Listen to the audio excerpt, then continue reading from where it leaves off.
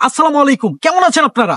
তো আমরা কিন্তু আমাদের ময়মনসিংহ ত্রিশালের মাটিতে আজকে কালীর বাজার, এই কালীর বাজার কিন্তু আজকে আমরা চলে এসেছি এখন ফাতেমানগর রেল স্টেশন, ওই পাশে ফাতেমানগর উচ্চ বিদ্যালয়।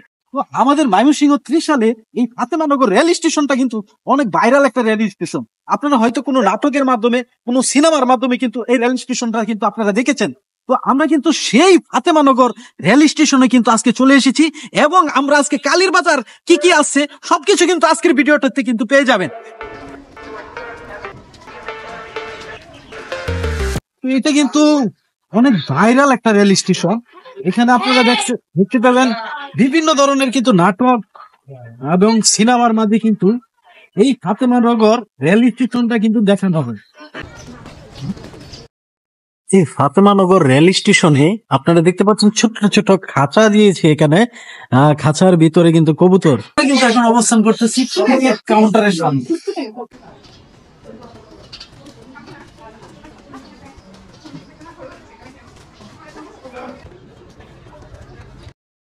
আমরা এখন চলে এসেছি ময়মনসিংহ ত্রিশালের কালীর বাজারে এবং কালীর বাজারে যাব, কি কি আছে এভরিথিং নিয়ে কিন্তু আজকে ভিডিও করব।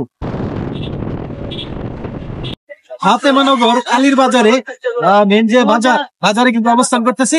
বাজারে কি কি আছে সবকিছু দেখাবো।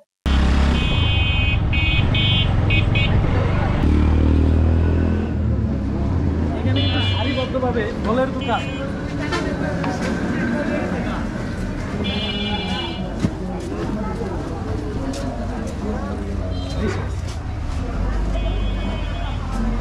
তো আজকে তো কালীর বাজার নাই, তো আজকে এইখানে কিন্তু এটা হচ্ছে কালীর বাজার গরু হাট এবং ছাগলের হাট, এবং ওইদিকে আছে কালীর বাজার স্কুল। এগুলা কি?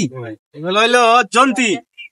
জন্তি মানে এটা সম্পর্কে একটু বলবেন আমাদেরকে? এটা হইলো এই গরুর গোবর আছে না, গরুর গোবর দিয়া মুঠা বানা মহিলারা লাকড়ির জন্য খুব উপকারী।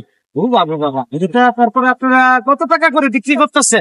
500 আছে, 700 আছে, বুঝা পরিমাণ যত মোটা তত পরিমাণ টাকার মোটা আর বেশি।